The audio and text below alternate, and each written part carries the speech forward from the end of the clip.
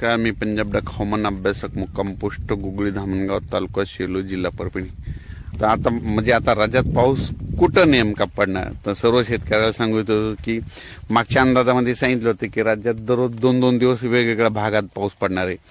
तर आता तुम्हाला एक सांगू इच्छितो की राज्यात म्हणजे आज 26-27चा मुक्काम राज्यात वरून राज्याचा उत्तर महाराष्ट्राकडे राहणार आहे, पूर्व विदर्भ आणि पश्चिम विदर्भाकडे राहणार आहे. तर ह्या 2 दिवस आता तुम्ही उद्याच्याला लगेच लक्षात येईल की उत्तर महाराष्ट्राकडे म्हणजे नंदुरबार, धुळे, जळगाव, त्याच्यानंतर संभाजीनगर, त्याच्यानंतर नाशिक, मुंबई, इगतपूर या भागाकडे आता म्हणजे आजपासून म्हणजे 26-27चा पाऊस चांगला जोरदार बरसणार आहे, म्हणून हा अंदाज लक्षात घ्यायचा.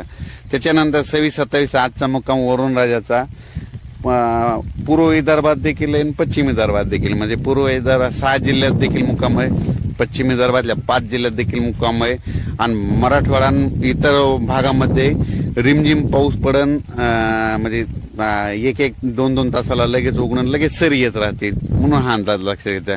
पण एकदम पाऊस उघडणार नाही म्हणून हा अंदाज घ्यायचा. पण आजचा वरून राज्याचा मुक्काम पूर्व विदर्भ, पश्चिम विदर्भ आणि उत्तर महाराष्ट्राकडे राहणार आहे, म्हणून हा अंदाज लक्षात घ्यायचा. आणि त्याच्यानंतर परत शेतकऱ्याला सांगू इच्छितो की राज्यामध्ये 26 तारखेपासून तर 2 ऑगस्ट पर्यंत हे असा पाऊस दररोज 2-2 दिवस वेगवेगळ्या विभागामध्ये जाणार आहे, म्हणून हा अंदाज लक्षात घ्यायचा.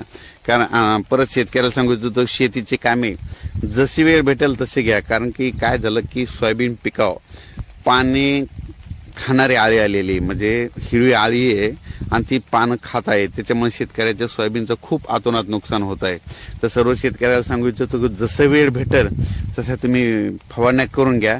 एखादं कीटकनाशक, एखादं बुरशीनाशक आणि असं मारून तुम्ही तुमचं ती आळी कंट्रोल करू शकता, म्हणून हे देखील तुम्हाला सांगू इच्छितो. पण राज्यामध्ये आज ह्या 2 दिवस 26-27-28चा मुक्काम पूर्व विदर्भ, पश्चिम विदर्भ आणि उत्तर महाराष्ट्राकडे म्हणजे पुणे, मुंबई, नाशिक, उत्तर महाराष्ट्र त्या भागाकडे, म्हणून हा अंदाज लक्षात.